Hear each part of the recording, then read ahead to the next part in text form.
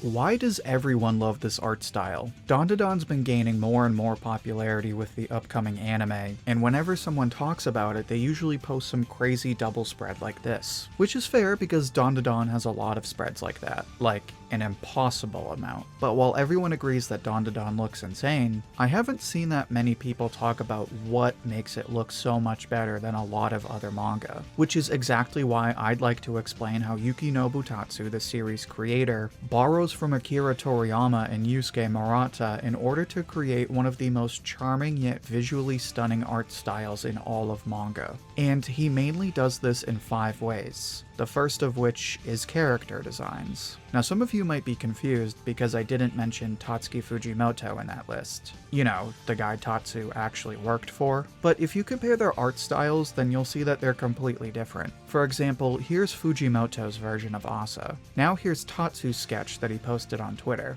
As you can see, they are clearly 2 very different art styles. Fujimoto's drawing is flat and rough, while Tatsu's is detailed and polished. So while I'm sure he's inspired by Fujimoto in one way or another, you can't always see it in his art. Meanwhile, when you look at Tatsu's drawing of Dragon Ball and all of Toriyama's other stuff, it's kind of hard to tell the difference. Obviously, Tatsu's characters look different from Toriyama's, but there's a lot of similarities. So what exactly makes Dandadan characters look unique? Well, let's start by looking at one of Dandadan's main characters, Momo. So here is Momo's introduction. Now from this page it might not seem that unique, but there's a few key features that make Momo look like Momo. The first thing I'd like to point out is her hair. Notice how messy Momo's hair is, and yet look at her bangs. Among her messy long hair, Momo has these perfectly spiky bangs that are much more shaped than the rest of her hair. When designing characters, Tatsu goes for a simple yet detailed design,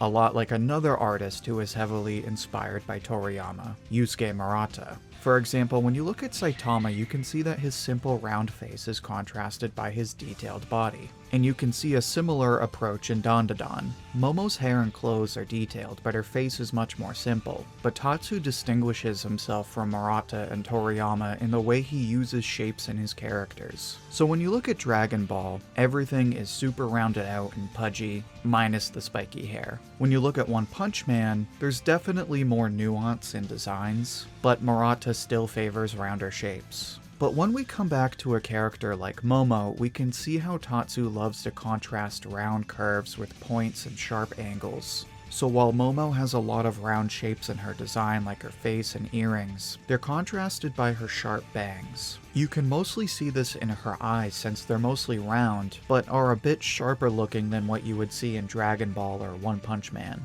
In one way, this is how Tatsu makes his characters stand out. So for example, here's the other main character, Okarun, in his base form, and here's what his transformation looks like. His base form is much rounder and tame, while his transformation stands out for all the sharp points and dramatic shapes. Now, in another way, this is also how Tatsu creates balance and consistency in his drawings. When we compare Okarun's 2 forms, you can tell that there's a bit of both in each design.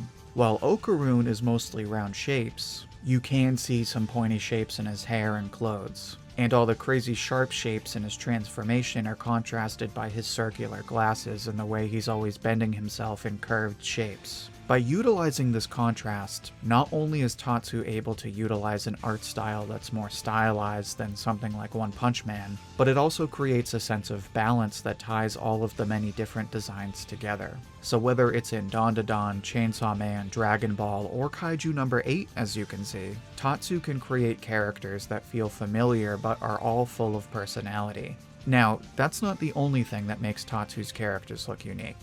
The other way he makes his characters stand out is through their expressions. But before I get into that, make sure to like the video if you're enjoying it so far. It's the easiest way to support the channel, and it helps spread the video to other viewers like you.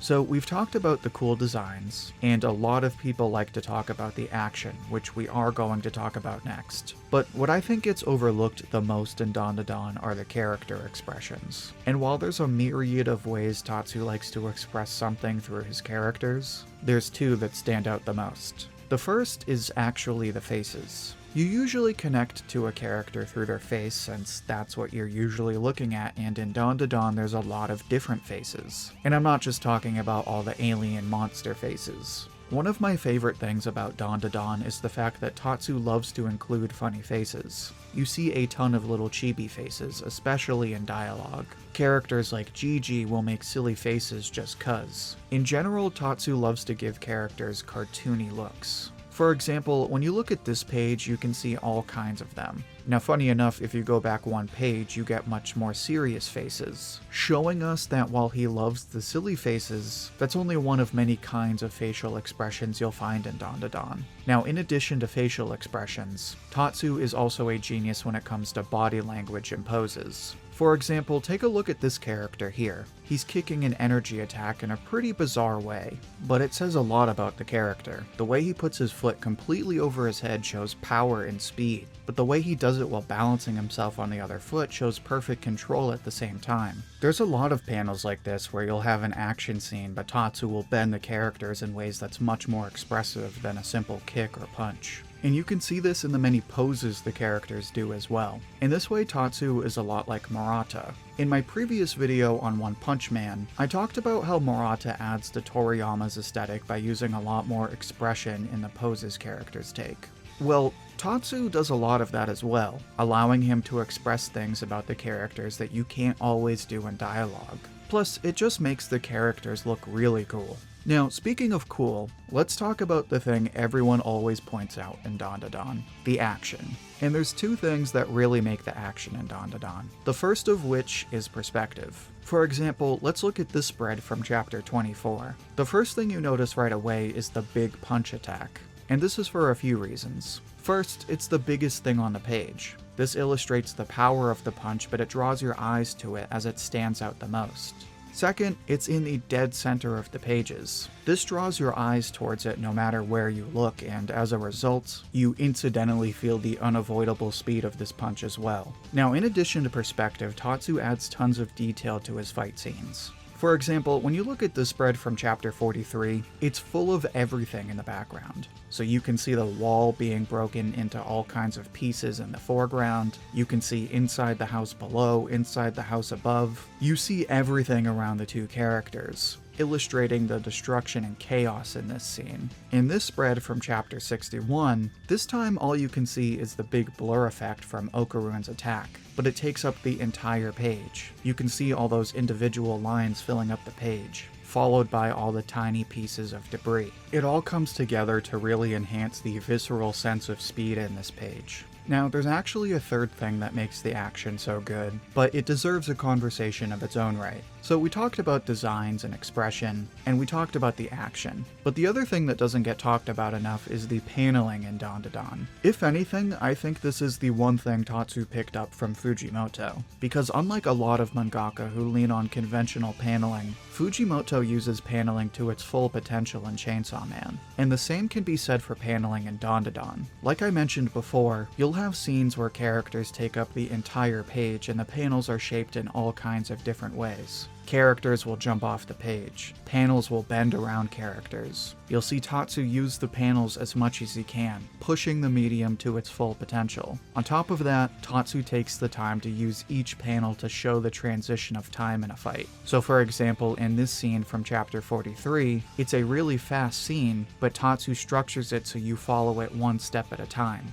In this way, you get all of these crazy scenes, but you get to appreciate each piece of action rather than having it feel rushed. And because of that, the fights aren't just detailed, but they also have a lot of great choreography. Like I said, the paneling mainly shines in the action scenes, but it's so unique that it's worth discussing on its own, especially since paneling usually gets overlooked in other manga, so it's something that adds to Dandadan's personality. Speaking of which, there's one more thing about the art style that I haven't talked about yet, and this one isn't really a technique or term of art. In general, Tatsu's art just has a fun vibe to it, and here's what I mean. So you look at something like My Hero, and it's got a style to it that reminds you of comic books. You look at Demon Slayer and it reminds you of old Japanese art. You look at Chainsaw Man and it's got this rough, sketchy feel to it. With Dandadan, it's just plain fun. I know a lot of people say Yusuke Murata is arguably the best artist in manga right now, but I would argue Tatsu is on the same level. Personally, I actually like his style better, and it's because he kinda goes back to Toriyama's more cartoonish approach, and also makes his art more stylized. It's because of this that you get all the chibi faces and the cool designs and crazy poses. Whether you're looking at one of his sketches of other manga, or a page right out of Dandadan, Tatsu's work always looks uniquely his own. It's simple in a way that honors the work of Toriyama, but it's full of detail and expression in a way that makes it look completely different. There's no other way for me to describe it other than saying it's just fun. It's fun to read Dandadan, and it's fun to look at any of Tatsu's drawings. And it's that fun that makes Tatsu's art styles one of my all-time favorites. But now I'd like to hear what you think. How would you describe the art in Dandadan? How does it compare to other manga? Share your thoughts and see what everyone else has to say down in the comments. I'll pick my favorite and share it as comment of the week on my community tab. And if you'd like another discussion like this one, then check out my previous video on One Punch Man. In that video, I analyze everything in One Punch Man that makes the art look so good. You can find that video in the playlist linked right here. Until then, thank you for watching, and I hope to hear from you soon.